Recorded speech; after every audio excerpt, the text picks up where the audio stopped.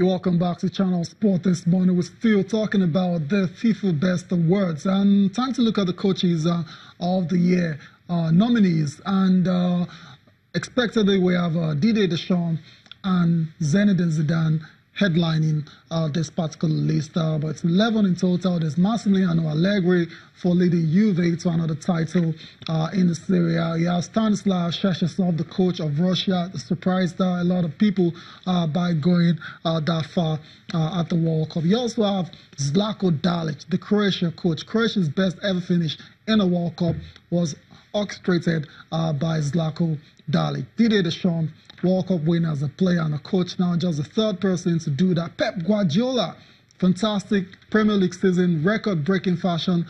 They won that competition. Jurgen Klopp, I think, is just making up the numbers in this one. Got to the final of the Champions League. Roberto Martinez, third place for Belgium, best ever finish for that team as well. To Diego Simeone, Gareth Southgate, Ernesto Valverde, and Zinedine Zidane complete. I got my winner. All right. You got a winner? Let's have it. Didier Deschamps. Okay, I mean, Didier. And he received, some people, criticized him, his tactics, restricting the players, blah, blah, but he won the World Cup. But let's start from this guy here on our screen, Massimiliano Allegri. Is just there to make up the numbers? Yeah, definitely. Okay. Juventus have won the Scudetto back to back. Yeah. You can say it again. How many times? Also, Jurgen Klopp there to make the numbers. This man? The likes of Chechesov, Dalic, Southgate, on the back of their country's performance at the World Cup. Yes, they've ended it, but I think that's as far as it will get for them. Okay. The battle will have to be, no doubt, between Zinedine Zidane and Didier Deschamps. Yeah, that's it. Just two. Yeah. Just two, yes. Maybe Guardiola. Pep Guardiola might just make it in. Yes, record-breaking season with Manchester City. City. About the best award. This is FIFA. Right? Yeah, so the World Cup obviously is going to be like 80%, right? 80% World Cup. Then you can now add other contributions to it. So that's what we're looking at. The World Cup will be a part of it. But it's going to be 80%. I don't think they'll give it to Zinedine Zidane. Really? Zinedine We're talking about FIFA Best Award, not Ballon d'Or. It is the FIFA Best Award, not Ballon d'Or. Well, this man, though, I mean, this guy. Look, like we didn't say there.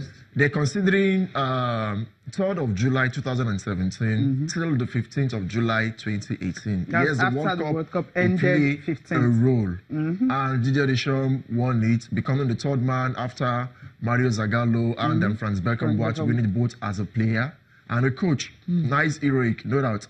But Zinedine Zidane won the UEFA Champions League against odds. They struggled in the La Liga. Who won the previous season? Zinedine Zidane. He did. He won the previous season. But if Deschamps win it, it won't be a surprise. But I think he's in the mix. I'm talking about the Frenchman. Well, they're both French. The top three. The top three will be Zinedine Zidane, Didier Deschamps, and Pep Guardiola. Right. No, you're not bringing in Roberto Martinez. Come on, make God Roberto Martinez. Third place. Yeah, third place. Yes. Yeah, third place. Oh, Dalic, man. Come on. Give to Dalic. I think Pep Guardiola should make the top three. So Dalic is not going to be there. He should make the top three. He came back stronger. After having struggled in the first season, he came third in the Premier League. And record-breaking season, most points, most wins. And he did it in a quite remarkable fashion. Okay, the names we're going to see it last year will just be Deschamps, Zidane, and maybe Dalic. All right. Okay. So that's it for the FIFA Best Awards. Let's move on now. Let's talk about the season is approaching and all the teams are getting ready. Pre-season football all over the world. Manchester United, a lot of fans are not very excited at the moment. They've played 2 games already now. The last time out was a draw.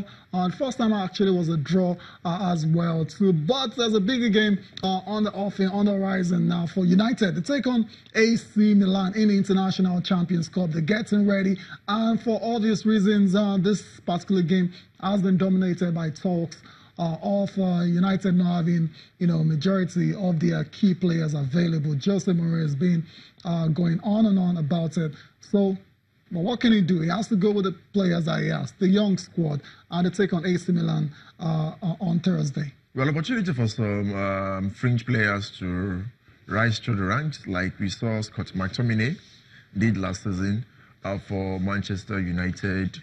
I would take it with a pinch of salt. It's the International Champions Cup. Okay. Yes, tune-up games going into the season. A number of their players featured at the World Cup, talking about Manchester United, Paul Pogba, and they're getting their deserved rest. At some point, they will join other teams. And for AC Milan, who won their case with the Court of Arbitration for Sports, when a UEFA banned them that they won't participate in the Europa League, at least this also would be a good tune-up game before the Serie A season begins in August. And of course, when they start their campaign in the UEFA Europa League. For Manchester United, I hope they'll be able to get their acts right. Yes, they have Fred and a number of other players, but they don't have, I don't think it's cause for alarm per se. Okay. They still have equally good players. They finished second last season, though the margin between them and Man City was quite wide. But I think Jose Mourinho can still cope with the players he has in camp. And when he has the complement of the other A-listers, he should be able to at least do well when the season begins on the 10th of August. Okay, let's hear from him right now. So he should just stop complaining and just wait for all the players to resume camp. And hopefully they can compete well this season. I'm happy with the matches, the evolution of the matches. But I don't have the players to work. I don't have the majority of the players that are going to be in the squad on the 9th of August when the market closes and we can make the squad official for the season. So, of course, I'm not happy to have just a few players. If you look to the players that Chelsea and Liverpool they have in the pre-season, also Arsenal, if you compare, you see the difference of the situation. Man City and Tottenham in a similar situation as we are, but you can see that some other clubs they are in a different situation. All right, Jose Mourinho speaking ahead of Thursday's match against AC Milan. A lot of players still missing for Manchester United, the likes of David De Gea, Victor Lindelof, Phil Jones, Paul Pogba, and all these guys are still. Romelu Lukaku as well, so Jesse Lingard, Ashley Young. So, but Rashford as well is having the time of his life. Of I don't know where. Have you seen pictures? Pictures of him when he's having fun. Let them enjoy. I just enjoy. All these players campaigned at the World Cup, so they need to rest. So Jose, just become. He's not the only one complaining though. I mean, Pep Guardiola also. He's also been complaining about the fact he doesn't have 15. Yeah, he's missing 15 in the Champions Cup. But then that doesn't. That won't really be much of a big deal for some of these guys, because I'm thinking if it's just pre-season friendly, you already know most of your players. You're not bringing in new players who hasn't joined the squad right now. So all the players you have, the new ones are already in the squad, right? So it's just not the old ones that just come in and blind. So I don't think it's. Well, I can understand the worries of these coaches. These players are fatigued. Some of them may come not in form, haven't prosecuted the World Cup with their respective teams, and it will take a while for them to get to that level. And match fitness is very, very key going into the season, because once the season starts, it might not be easy for you to get back to that pristine level. I understand their concerns, but these players are professionals as well. They will know what they need to do to keep in shape, so that when they get into their respective clubs, they will make the starting 11, because no player wants to be on the bench. They know what's at stake, and I believe when they get to their respective club sites, they will definitely be in good form to get their coach to feature them when the league starts. All right, let's hear from Pep Guardiola now, talking about missing the players. Okay, Bernardo Silva is also another player that have been talking about what they want to achieve this season. Let's hear from him. We are here without 15 players, so we play against Dortmund, we have 6.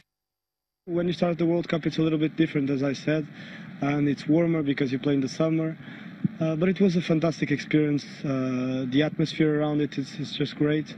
And even though, as I said, we wanted to do better, Portugal, it was very good to play my first big competition with my country. To win the Premier League, and now in a few days we're already starting it again. It's good. It's our job. It's a special competition as well. Everyone has so much passion for football in England, and to be able to start again the Premier League in a few days. It will be great, especially because we're playing in London against one of the best teams in England, and it will be a special game. Well, it's always harder when the opponents are looking at us in a different way. Obviously, because of the way we won it last season, all the other teams will look at us in a special way, knowing that we're kind of dangerous. But it's a good thing. It means we won it. It means we won it the way we did, and we're happy with that. As Bernardo Silva there talking about what the team and of course what they intend to achieve after having that a wonderful season. Who knows? I mean, so many teams will obviously want to take a look at them and just see if they can cut them early and not giving them that long lead, talking about 16, 18 points. So good. All right, let's talk about West Ham now. I mean, Pelegrini is there. Remember Pelegrini coached Manchester City, played a very good football. They call it attractive football, right? And he says that's the reason, you know, they actually want him to play such football. But it's not all about playing attractive football, playing and winning titles. Well, winning titles would forgive you if your football is quite unattractive.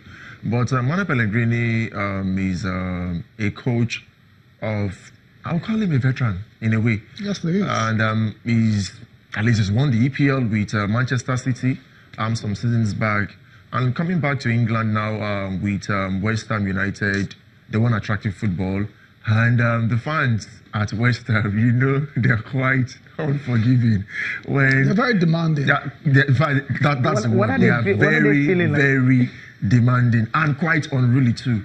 So it's in the best interest of how about the addition of these two players, Jack Wilshere and Felipe Anderson? That's quite some cool there. Well, the guys at West Ham, they are doing a good job. And David Gold. Yeah, and for Wilshere, who for so many seasons has been dogged by injury, did quite well with Arsenal last season, and I felt he wouldn't leave, but Unai Emery could not assure him of a starter's bed, so he needed to move on to a club where we'll be playing regularly, and West Ham offers such opportunity. And with a good coach like Manuel Pellegrini, and with the few additions that they have, Mikel Antonio and Anatovic, we did very, very well with them, still there. I should expect them to have a top 10 finish at the end of the season come May 2019, because I think they have quite decent players and a very, very remarkable coach that will think out their affairs. Very experienced coach indeed, Manuel Pellegrini. Let's get to listening to him now, speaking ahead of the incoming season. In England, so I'm not perfect. What is West Ham? I have the option to play in Bowling Ground, and the atmosphere at that stadium was always unbelievable. I know that West Ham is, the fans of West Ham always like attractive football, offensive football, so maybe it was one of the reasons why the owner tried to bring me here to play, to manage the team. Okay, better play good football and also deliver titles, because the fans are very demanding, right? Yeah, but I don't think there's anyone expecting West Ham to go and win the Premier League, right? I can say a top 10 finish. Yeah. Okay. Be all right. decent. Perhaps get into Europe. Perhaps go and play in the Europa League. It's possible with this crop of players and the experienced coach that they have, Emmanuel Pellegrini. Interesting. Okay, we're still talking West Ham, right? Yeah. Okay. Pellegrini also has been talking about some of his new signings, especially Jack Wilshere, what he's going to bring into the team. And for Jack Wilshere alone, when he knew West Ham were interested in him, he didn't have to think twice to join them. Player, not only because his experience in the Premier League, because his quality. He has also is a player that comes from a winning club, or a club that's used to play for Champions League or for the title, and that mentality now in West Ham, I will try to expand for everyone, or to try to change the mentality that we cannot arrive to important targets. It's a special time for me.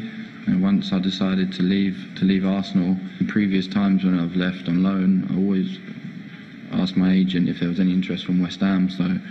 So this time when West Ham were interested, and I spoke with Manuel, it was an easy decision for me. Yeah, I think so. And I think that's a reason, one of the main reasons I came here. With a manager like Manuel, who's won the Premier League and managed top clubs across Europe. Once he was appointed, it was obvious the way the owners wanted the club to move forward, and I wanted to be part of that.